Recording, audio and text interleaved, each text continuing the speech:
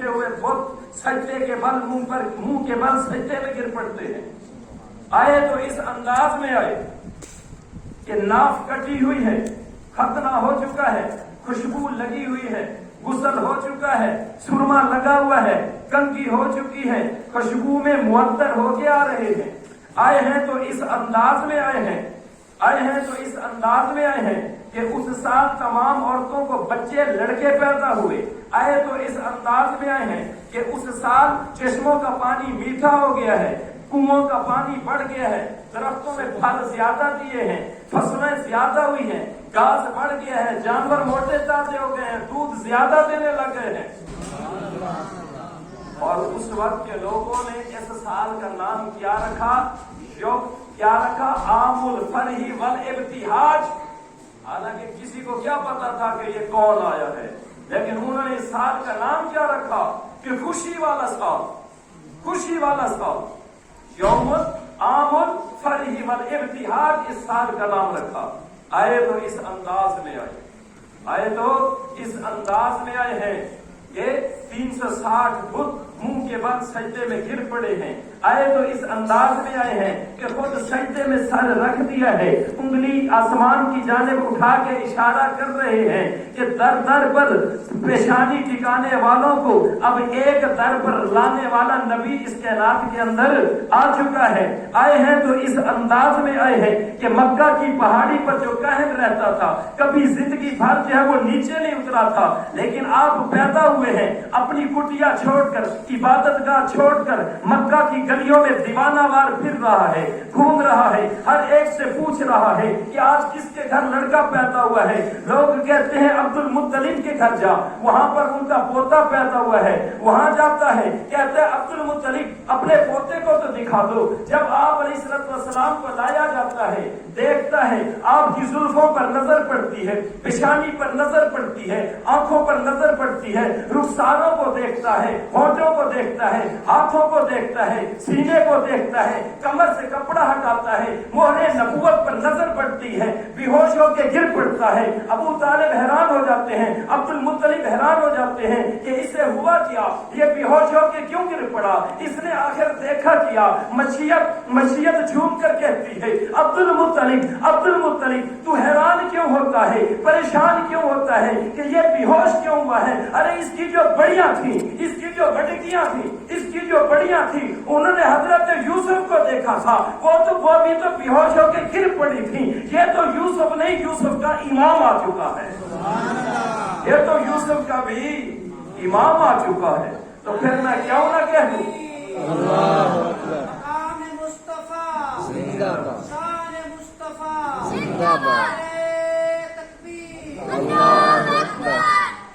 تو پھر میں کیوں نہ کہہ دوں. اما عائشہ صدیقہ فرماندیاں نے تھما حسن دیا یوسف نے پات دیا تے جنہ دیکھیا ابن یعقوب دے ول پھل کٹے نہ تے انگلاں کٹا دتیاں، پر نہیں کوئی سونا میرے حضور ورگا. اللہ پاک نے حداں مکا دتیاں تے الطاف جنہ میرے آقا دا چہرہ دیکھیا انہاں جسم و جاناں لٹا دتیاں. سبحان اللہ. ہاں آئے تو اس انداز میں آئے تو اس انداز میں آئے.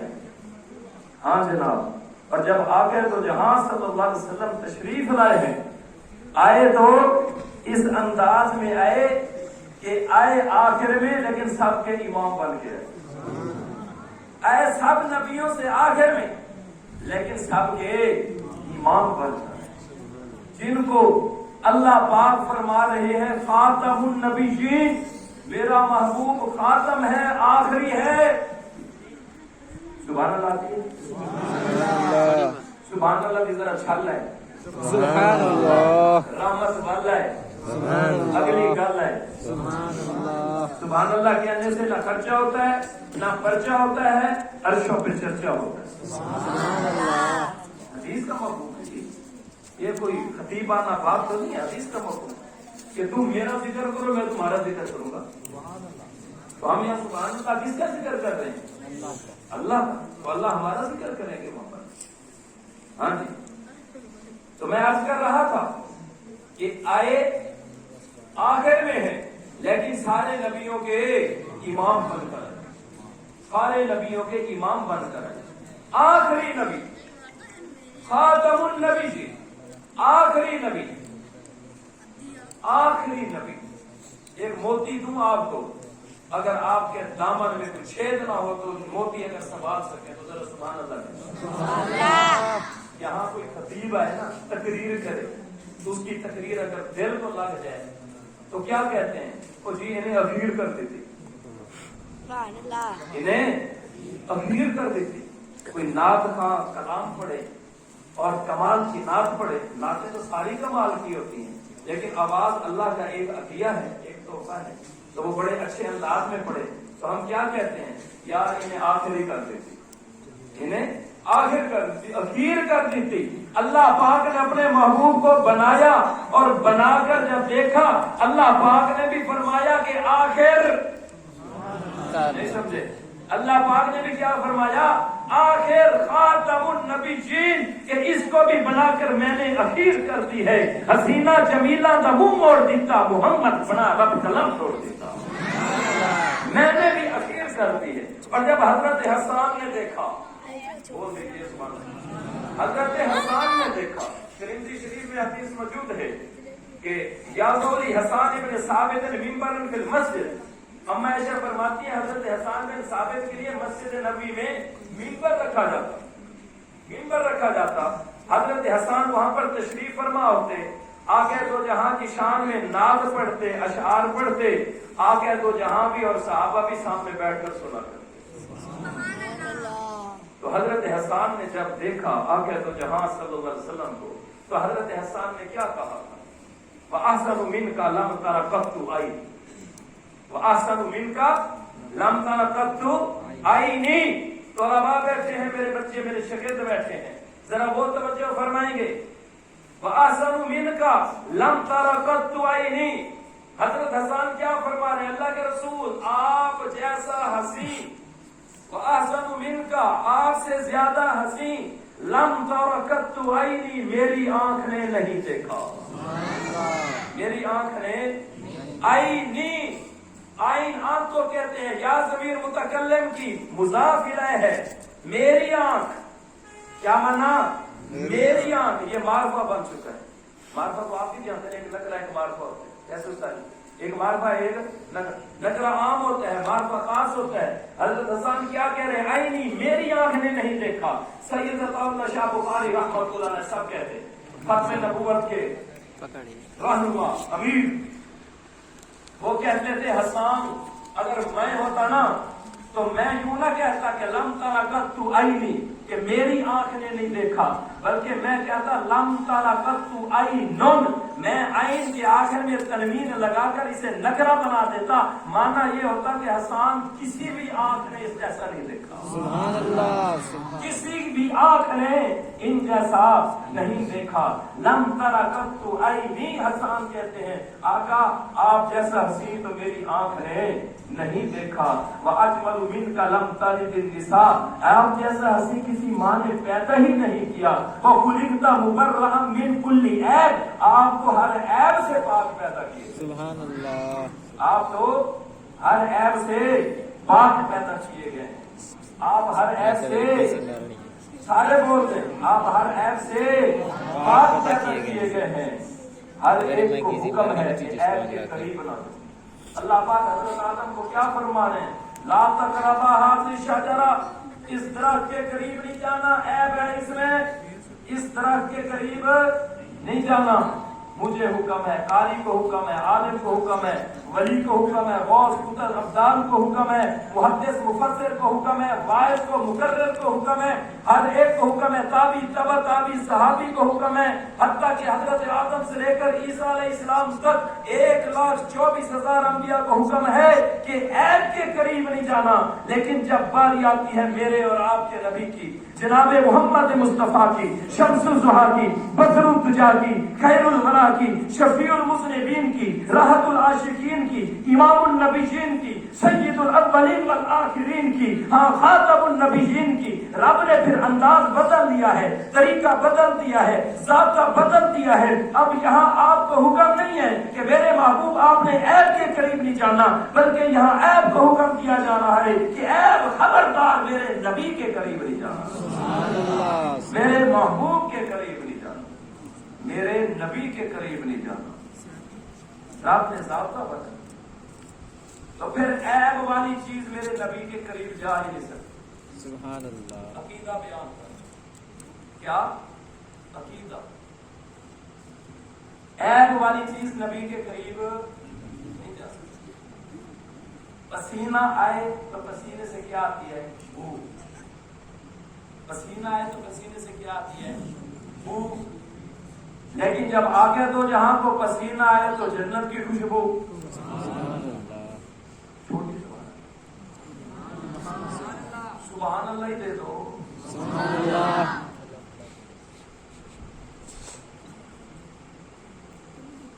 ہمیں پسینہ آئے تو بو آتی, ہمیں عطر, پرفیوم, پاؤڈر استعمال کرنا پڑتا ہے کہ وہ بو دور ہو. یہ عیب ہے. آگے تو جہاں کو پسینہ آئے تو خوشبو, صرف خوشبو نہیں, جنت کی خوشبو. آقا کی تقریر جنت کی مٹی سے ہے. میرا عنوان نہیں ہے, پھر میں ادھر ادھر گھوم جاؤں گا. میں اپنے عنوان پر ہی ذرا چلتا ہوں, وقت نہیں ہے. آدھا گھنٹہ مجھے دیا ہے, 15 منٹ میں نے گرم کرنے پر 15 منٹ اور لے. تو کیا کر رہا تھا؟ پسینہ آئے تو بو آتی ہے. بو کیا ہے؟ عیب. آگے تو جہاں کے عیب قریب نہیں جا سکتا. آگے تو جہاں کو پسینہ آتا تو جنت کی خوشبو آتی. سبحان اللہ. یہ جوائی دینا عیب ہے, سستی کی علامت ہے. میرے آقا کو زندگی بھر جوائی نہیں آئی. خواب کے اندر غسل واجب ہو جانا عیب ہے. آگے تو جہاں کو کبھی یہ صورتحال پیش نہیں آئی. جسم پر مکھی کا بیٹھنا عیب ہے. آگے تو جہاں کے جسم پر کبھی مکھی نہیں بیٹھی. جو عیب والی چیز ہے رب نے نبی کے قریب آنے ہی نہیں دی. تو پھر ایمان بنا, پھر عقیدہ بنا کہ ابو بکر میں کوئی عیب نہیں اس لیے تو نبی کے قریب ہے. عمر میں کوئی عیب نہیں اس لیے تو نبی کے قریب ہے. کوئی ابو جہل میں عیب تھا اس لیے قریب تھا, لیکن پھر بھی نبی نے دور کر دیا. ابو لہب میں عیب تھا, چچا تھا, قریشی تھا, ہاشمی تھا, سید تھا, لیکن اس میں عیب تھا, لیکن اللہ نے دور کر دیا. عتبہ شیبہ میں عیب تھا, قریبی تھے, لیکن رب نے دور کر دیا. سلمان میں عیب نہیں تھا, رب نے قریب کر دیا. علی میں عیب نہیں تھا, رب نے قریب کر دیا. عثمان میں عیب نہیں تھا, میرے رب نے قریب کر دیا. عائشہ اور حفصہ میں عیب نہیں تھا, میرے رب نے قریب کر دیا. وہ ابو بکر اور عمر میں عیب نہیں تھا, میرے رب نے قریب کر دیا. اور اتنا قریب کیا, اتنا قریب کیا کہ پہلو میں سلا کر بتلا دیا, پہلو میں سلا کر بتلا دیا کہ ابو بکر صدیق کی شان کیا ہے, عمر کی شان کیا ہے, کہ آج بھی وہ جنت میں سوئے ہوئے ہیں. ارے ہم تو قیامت کے دن جنت میں جائیں گے نا, اللہ کے فضل سے انشاءاللہ. آمین کہہ دو. قیامت کے دن اللہ کے فضل سے آ کر دو جہاں کی شفاعت سے, جن کا آج ہم ذکر کر رہے, جن کا ذکر سن کر ہم خوش ہو رہے, ہمارا ایمان تازہ ہو رہا ہے, ہمارے ایمان میں بہار آ رہی ہے. ہاں جی, ان کی شفا سے ہم جنت میں جائیں گے. لیکن رب نے قیامت کے دن نہیں بلکہ آ کر تو یہاں کے ساتھ حضرت ابو بکر اور عمر کو روزے کے اندر جگہ دے کر بتلا دیا کہ یہ ابھی سے جنت میں چلے گئے, یہ ابھی سے جنت میں چلے گئے. ما بین بیتی و منبری روضۃ من ریاض الجنہ, ما بین بیتی و منبری روضۃ من ریاض الجنہ. یہ کیا ہے؟ جنت ہے. منبر سے لے کر روضے تک, یہ کیا ہے؟ سارا گھر تک, یہ سارا کیا ہے؟ فرمایا یہ جنت ہے. وہ تو ابھی سے جنت میں, وہ تو ابھی سے جنت میں آرام کر رہے ہیں. تو بتلا دیا کہ عیب والی چیز میرے نبی کے قریب نہیں جا سکتی. جو بھی عیب والی چیز ہوگی رب نے نبی کے قریب کرنی نہیں. نبی کو, نبی سے اس عیب والی چیز کو رب نے دور کر دینا ہے. عیب والی چیز کو رب نے نبی سے دور کر دینا. عیب اور نبی کا کوئی جوڑ ہی نہیں ہے. عیب اور نبی اس کا کوئی جوڑ ہی نہیں ہے. حضرت یوسف علیہ السلام اور زلیخا ایک کمرے میں, زلیخا نے بلا لیا دھوکے سے, بہانے سے, حضرت یوسف نے دیکھا کہ یہاں پر تو اب برائی ہے اور نبی اور برائی کا تو جوڑ. میرے شاگردوں تو کی ذرا سبحان اللہ. برائی اور نبی کا جوڑ نہیں ہے. جب حضرت یوسف نے دیکھا کہ کمرہ ایک ہے برائی ہے, 7 کمرے ہیں, 7 کمروں کے اندر ہیں, تالے لگے ہوئے ہیں, اب رب نے حکم دیا کہ یوسف برائی کے قریب نہیں جانا. حضرت یوسف کیا کہتے ہیں کہ ربا یہاں پر تو تالے لگے ہوئے ہیں. اللہ فرماتے ہیں جتنا تیری ہمت ہے, جتنی تیری طاقت ہے, اتنی تو طاقت دکھا, آگے میرا کام. اور جب حضرت یوسف بھاگتے ہیں پھر تالے ٹوٹتے جاتے ہیں, دروازہ کھلتا جاتا ہے, حضرت یوسف نکلتے جاتے ہیں. زلیخا نے دیکھا کہ حضرت یوسف تو نکل گئے, پیچھے ہاتھ مارا, پیچھے کرتے پر ہاتھ مارا, کرتا پھٹ گیا. یہ کرتا پھٹا کیوں؟ اللہ پاک فرماتے ہیں جہاں پر برائی کا ہاتھ لگ گیا ہے میں کپڑے کا وہ ٹکڑا بھی اپنے جسم کے, اپنے نبی کے جسم پر برداشت نہیں کر سکتا. میں کپڑے کا وہ ٹکڑا بھی اپنے نبی کے جسم پر برداشت نہیں کر سکتا. تو پھر ماننا پڑے گا کہ آقا دو جہاں کے بستر پر اگر عائشہ آئی ہے تو وہ بھی پاک ہے, حفصہ آئی ہے تو وہ بھی پاک ہے, ہاں میمونہ آئی ہے تو وہ بھی پاک ہے, یہ ساری کی ساری پاک ہے. ہاں اور فرما دیا ازواجہ امہاتکم, یہ نبی کی بیویاں تمہاری مائیں ہیں. سبحان. اب جو حلالی ہوگا وہ اپنی ماں کا احترام کرے گا, جو حلالی ہوگا وہ اپنی ماں کا احترام کرے گا. میں نے کہا اللہ پاک نے عیب والی چیز کو نبی کے قریب جانے ہی نہیں دیا. مولانا آپ سمجھو بھی رہے, اللہ پاک نے عیب والی چیز کو نبی کے قریب جانے ہی نہیں دیا. ایک ایک چیز چن کر اللہ پاک نے اپنے نبی کے حوالے کی, ایک ایک چیز منتخب کی, چنا اور پھر اپنے نبی کے حوالے کی. چلیے بات کو ختم کرتے ہیں. آخری بات توجہ, سبحان اللہ کہیں ذرا اونچی آواز میں. اللہ پاک نے عیب کو نبی سے دور رکھا, ایک ایک چیز اللہ پاک نے اپنے نبی کے حوالے کی, چن کر پوری کائنات میں سے اللہ پاک نے حجاز کو چنا, پھر پورے حجاز میں سے اللہ پاک نے عرب کو چنا, پھر عرب میں سے اللہ پاک نے مکہ مدینہ کو چنا, پھر مکہ مدینہ میں سے اللہ پاک نے عبد المطلب کی حویلی کو چنا, پھر عبد المطلب کی حویلی میں سے حضرت عبد المطلب کے 10 بیٹوں میں سے حضرت عبداللہ کے گھر کو چنا, پھر جناب عبداللہ کے گھر حضرت آمنہ کی گود میں اپنے محبوب کو بھیج کر اعلان فرما دیا کہ میرے محبوب اب آپ کو کہیں جانے کی ضرورت نہیں, اب پوری کائنات آپ کے قدموں میں حاضر ہوگی, میں چن چن کر منتخب کر کے آپ کے قدموں میں ڈھیر کروں گا. پھر دیکھیے نا, ابو بکر بنو تمیم کو چھوڑ کر محبوب کے در پر حاضر ہوتے ہیں, عمر بنو عدی کو چھوڑ کر محبوب کے در پر حاضر ہوتے ہیں, عثمان بنو امیہ کو چھوڑ کر محبوب کے در پر حاضر ہوتے ہیں, علی قریش کو چھوڑ کر نبی کے در پر حاضر ہوتے ہیں, بلال حبشہ کو چھوڑ کر نبی کے در پر حاضر ہوتا ہے, سہیب روم کو چھوڑ کر نبی کے در پر حاضر ہوتا ہے, سلمان فارس کو چھوڑ کر نبی کے در پر حاضر ہوتے ہیں, ابو ذر قبیلہ غفار کو چھوڑ کر نبی کے در پر حاضر ہوتے ہیں. ایمان والو یہ تو صحابہ بنے نا, ذرا ادھر دیکھو, جبرائیل سدرۃ المنتہا کو چھوڑ کر نبی کے در پر حاضر ہوتا ہے, براق جنت کو چھوڑ کر نبی کے در پر حاضر ہوتا ہے, قرآن سدرۃ المنتہا سے, قرآن لوح محفوظ سے اتر کر میرے محبوب کے قلب اطہر پر نازل ہوتا ہے. ہاں جناب, پوری کائنات جنت کے دروازے پر جانے کی تمنا کرتی ہے اور جنت میرے مصطفیٰ کے دروازے پر حاضر ہوتی ہے. تو پھر میں کیوں نہ کہوں کہ ذرا کیف و مستی میں آ کر تو دیکھو, ذرا کیف و مستی میں آ کر تو دیکھو, مزے تم غربتوں کے اٹھا کر تو دیکھو, مجھے پوچھتے ہو کیا ہے مدینہ, ذرا تم مدینے جا کر تو دیکھو. ارے غم کے مارو آؤ ایک اکثیر نسخہ بتا دوں, یہ دل پھر کبھی بھی غمگین نہ ہوگا. نبی کی محبت بسا کر تو دیکھو, ماں بینا بیتی کا فرمان دیکھو, ماں بینا بیتی کا فرمان دیکھو, ہمارے لیے ہے یہ پیغام لایا, مدینے کی گلیاں ہیں جنت کا نقشہ, ذرا تم نگاہیں جما کر تو دیکھو, ذرا تم نگاہیں جما کر تو دیکھو, ذرا تم نگاہیں جما کر تو دیکھو, ماں بینا بیتی کا فرمان دیکھو, ہمارے لیے ہے یہ پیغام لایا, مدینے کی گلیاں ہیں جنت کا نقشہ, ذرا تم نگاہیں جما کر تو دیکھو. कोई ये ना कहे कि जनाब अबू बकर और उमर का जिक्र तो कर दिया, हुसैन का जिक्र क्यों नहीं किया?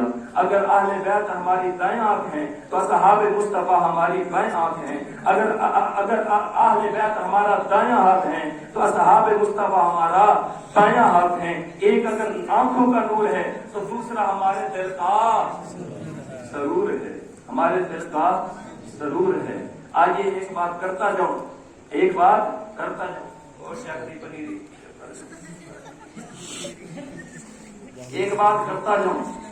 अभी मैंने बताया, आपने उलमा से सुना होगा, किताबों में भी पढ़ा होगा। माशाअल्लाह साहब मुताला आदमी बैठे हैं यहाँ पर, हमारे बुजुर्ग सूफी साहब बैठे हैं, बहुत मुताले का शौक रखते हैं, सारे अहबाब मुताला करते हैं। जमात के अरकान को तो मुताले की बड़ी तकलीफ की जाती है कि मुताला मुताला मुताला कुरान हदीस तफसीर, हाँ जी, तारीख, इनका मुताला करो। आपने पढ़ा होगा, उलमा से सुना होगा, मौलाना लुकमान साहब मौजूद हैं, आपने इनसे बयान आपने सुना होगा कि जब आके तो जहाँ पैदा हुए हैं दाइयां आई हैं लेने के लिए, दाइयां आई हैं लेने के लिए, 200 दाइयां आई हैं लेने के लिए। हजरत हलीमा आई है, आपको दाई का भी पता होगा कि जो आके तो जहाँ को लेने के लिए आई। किस किस को पता है, जरा हाथ उठा के बोले। दाई भी लेने के लिए आई। उस दाई के कबीले का नाम भी आपको पता होगा, बनु साद। आज जो भी मदीना जाता है, मक्का जाता है, वहां पर कहते हैं ओ भाई बनु साद किस जगह रहता था कबीला, हमें जगह तो दिखाओ। हम वो जगह देखें जहाँ आका ने अपना बचपन गुजारा, जहाँ आका ने अपना बचपन गुजारा है। एक छोटी सी बात ज़हन में आगे करता जाऊं। शीमा कहने लगी अपनी वालदा हजरत हलीमा को कि अम्मा कल से मैं अपने भाई मोहम्मद को भी बकरियां चराने ले जाऊंगी। हजरत हलीमा फरमाती है बेटी वो छोटा सा बच्चा है, तेरा भाई है, थक जाएगा, कल भी तो लेके गई थी। कहा अम्मा इसके बगैर मैं बकरियां चराने नहीं ले जाऊंगी। भाई क्यों, क्या वजह है तो बच्चा। कहा बात ये है, कल बकरियां चराने ले गई, बकरियों को चराना कोई आसान काम तो नहीं होता। एक बकरी को काबू करो, दूसरी भाग जाती है, उसे काबू करो, तीसरी भाग जाती है, उसे काबू करो, चौथी भाग जाती है। लेकिन कल जब मैं अपने भाई मोहम्मद को लेके गई ना, तो जहाँ पर मेरा भाई मोहम्मद बैठा रहा, सारी बकरियां वहीं पर खड़ी मेरे भाई का चेहरा करती है। मुझे उनको इकट्ठा करने की मेहनत नहीं करनी पड़ी, सारी बकरियां मेरे भाई का चेहरा तकती रही। हाँ गर्मी का मौसम होता है, गर्मी होती है, लेकिन जहाँ मेरा भाई होता था वहीं पर बादल सर पे साया करता था, वहीं पर बादल सर पे साया करता था। उनका नाम लबों पर आए मीठा मीठा मुंह हो जाए। इसका मुंह मीठा हो रहा है, बोलने जरा सुभान अल्लाह। उनका नाम लबों पर आए मीठा मीठा मुंह हो जाए, उनके बोल बहारों जैसे और असहाब सितारों जैसे। उनसा प्यारा नहीं है कोई, उनसे बिछड़कर लकड़ी रोई। सैर को जब वो जाया करते बादल उन पर साया, बादल पर साया करते। आदत मेरा ज्यादा सैर को जब वो जाया करते बादल उन पर साया करते। सीमा कहती है मेरा भाई साथ जाएगा तो जाऊंगी, क्योंकि बादल सर पे साया करता है, मुझे गर्मी नहीं लगती। तो आज आपको वो जगह भी मिलेगी, कबीले का नाम भी मिलेगा। जिस कबीले के अंदर आके दो जहां ने परवरिश पाई, दाई का नाम भी मिलेगा, कबीले का नाम भी मिलेगा। जो भाई आपका, जो बहन आपकी साथ थी हजरत हलीमा की बेटी, उसका नाम भी आपको मिलेगा। ये सारी चीजें आपको मिलेंगी। लेकिन आप मुझे बताएं, कभी आपने सुना, कभी आपने पढ़ा, कभी आपको किसी ने बताया कि जब हजरत हुसैन पैदा हुए तो कौन सी दाई जो है वो दरवाजा खटखटा रही थी? कौन से कबीले में हजरत हुसैन को परवरिश के लिए ले जाया गया? कौन सी दाइयां आई? किस कबीले के अंदर हजरत हुसैन ने परवरिश पाई? कोई बता सकता है हाथ उठा के? कोई दाई का नाम बताओ, किसी कबीले का नाम बताओ। ये मेरा उन्वान नहीं है, शान आले बैत हजरत हुसैन की अजमत और शान, ये मेरा उन्वान नहीं है। साथ मैंने वैसे जो है वो टच कर दिया है, मौलवी टच आपने सुना होगा, तो मैं थोड़ा सा टच साथ कर रहा हूँ। तो ठीक है, तो आपने नहीं सुना होगा कि कोई दाई हो, कोई कबीला हो, जहां पर आप गए हो, कहीं आपको तस्करा नहीं मिलेगा। میں پوچھتا ہوں ربا یہ تبدیلی کیسی ہے، یہ انقلاب کیسا ہے کہ آپ کا محبوب پیدا ہو تو دائیاں ہے لینے کے لیے، آپ کا محبوب پیدا ہو تو حلیمہ ہے لینے کے لیے، آپ کا محبوب پیدا ہو تو پھر شیما جو ہے وہ لوریاں دے اللہ کے نبی کو، پھر قبیلہ بنو سعد میں ان کو لے جایا جائے، وہاں پر پھر ان کی پرورش ہو، وہیں پر شک کے صدر بھی ہو۔ لیکن جب حسین دنیا میں آتے ہیں تو کوئی دائی مجھے دروازہ کھٹکھٹاتی نظر نہیں آتی، مجھے کسی قبیلے کا نام بھی نہیں ملتا جہاں حضرت حسین کو لے جایا گیا ہو۔ مشیت جھوم کر کہتی ہے میاں جی ان کو بتاتا جا کہ جب حضرت حسین پیدا ہوئے ہیں تو ہم نے کسی دائی کو اس لیے نہیں بھیجا، کسی قبیلے میں ان کو اس لیے نہیں بھیجا کہ محمد مصطفیٰ کے ماحول سے اعلیٰ کوئی ماحول نہیں ہے، آگے تو جہاں کی مجلس سے اعلیٰ کسی کی مجلس نہیں ہے، میرے محبوب کی تربیت سے اعلیٰ کسی کی تربیت نہیں ہے۔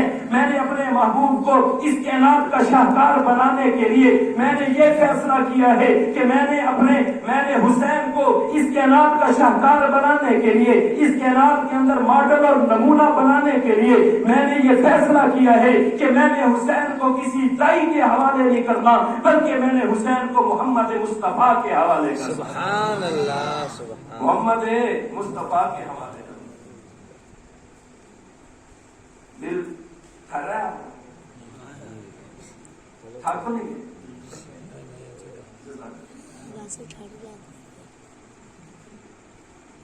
آپ نے علماء سے بھی سنا ہوگا اور ہمارے بھی یہی عقیدہ ہر ایک کا کہ حضور جیسا کوئی بولیں، حضور جیسا کوئی، کسی کا استاد کتنا ہی بڑا رتبے والا کیوں نہ ہو، کسی کا مرشد پیر کتنا ہی بڑا رتبے والا کیوں نہ ہو، کسی کا والد کتنا ہی بڑی شان و شوکت والا کیوں نہ ہو، ہر ایک کو حق پہنچتا ہے کہ وہ کہے کہ میرے پیر جیسا کسی کا پیر نہیں، میرے مرشد جیسا کسی کا مرشد نہیں، میرے استاد جیسا کسی کا استاد نہیں، میرے والد جیسا تو کسی کا والد نہیں۔ ہر ایک کو حق پہنچتا ہے، ہر ایک کو حق پہنچتا ہے، مجھے پتہ نہیں، ہر ایک کو حق پہنچتا ہے کہ وہ کہے میرے استاد جیسا کسی کا استاد نہیں، میرے مرشد جیسا کسی کا مرشد نہیں، ہر ایک کو حق پہنچتا ہے وہ کہے۔ لیکن کسی کا مرشد، کسی کا استاد کتنا ہی بڑا کیوں نہ ہو، کتنا ہی بڑا متقی کیوں نہ ہو، بڑے سے بڑا پرہیزگار کیوں نہ ہو، بڑے سے بڑا نمازی کیوں نہ ہو، بڑے سے بڑا تہجد گزار کیوں نہ ہو، کسی کو یہ جرأت نہیں، کسی کو یہ ہمت اور سخت نہیں ہے کہ وہ کہے کہ میرا مرشد، میرا استاد حضور جیسا ہے۔ کسی کو ہے جرأت؟ پہلے تو کوئی جرأت نہیں کرے گا، پہلے تو ڈاکٹر صاحب کوئی ہمت نہیں کرے گا، لیکن اگر کوئی ہمت کر بھی لے تو آپ اسے ایسے جانے دیں گے، کیا کریں گے؟ اس کا سر پھوڑ ڈالیں گے کہ تیری جرأت کیسے ہوئی کہ تو نے کہا کہ یہ حضور جیسا ہے۔ ٹھیک ہے نا؟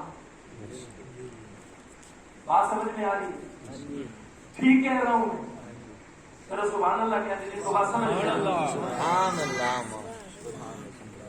پہلے تو کسی کو ہمت نہیں ہوگی کہ کہے کہ فلاں بزرگ، فلاں ولی، فلاں پیر، فلاں غوث، قطب، ابدال، فلاں جو ہے تابعی، تبع تابعی، محدث، مفکر، فقیہ، فلاں صحابی حضور جیسا ہے۔ پہلے تو کسی کو ہمت نہیں ہوگی یہ کہنے کی۔ اگر کوئی کہہ بھی دے تو وہ پھر صحیح سلامت نہیں جائے گا، اس کا سر آپ پھوڑ دیں گے کہ تو نے یہ جرأت کیسے ہے۔